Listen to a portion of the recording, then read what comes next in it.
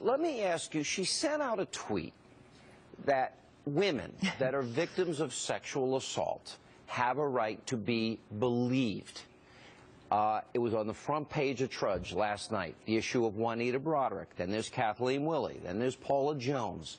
All have made allegations against her husband that he assaulted them. I've interviewed these women, all three of them and others.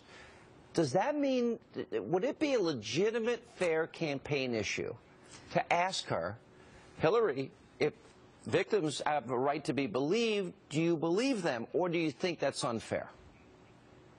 No, I don't think it's unfair. And of course, I think it's also true that Hillary Clinton has demonstrated the same hypocrisy when she talks about women's rights. I mean, let's talk for a moment about what ISIS is doing to women and young girls.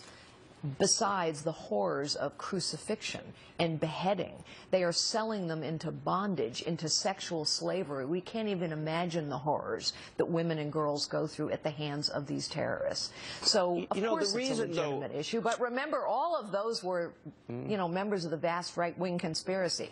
Carly, the reason I ask it is I watched her rise to power in New York, and I watched poor Rick Lazio, who was running against her to be senator in New York, and he had the unmitigated gall during a debate to walk gently across the screen and hand her a piece of paper.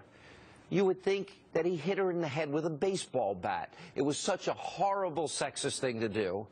And I watched what they did to Mitt Romney, who was carrying around resumes for women, and that's a war on women. But she takes money from countries that treat women horribly, and nobody in the media talks about it. Why is that? Because there's a double standard, Sean. We've talked about this before. There's a double standard for liberal women versus conservative women. But let's be realistic. This is the campaign she's going to run. She will play the gender card over and over and over. Why? Because she actually can't talk about how right she's been on foreign policy. Why? Because she actually doesn't have a track record of accomplishment. And actually, that's why it matters who we put up against her. I can beat Hillary Clinton. I'm here in Iowa, and I will tell you people cannot wait to see a debate between me and Hillary Clinton. And the reason for that is they know I can beat her, and we must win. Is there a difference?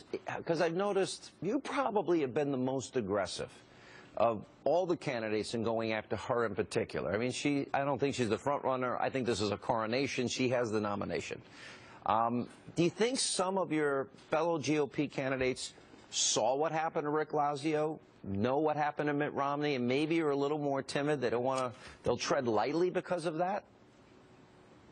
I don't know. I can't get inside their head.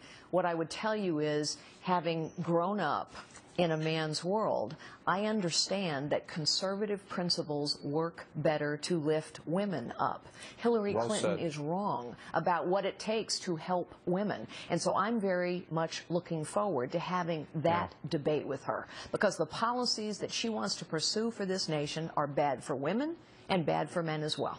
All right, Carly Fiorina, as always, thank you for being with us.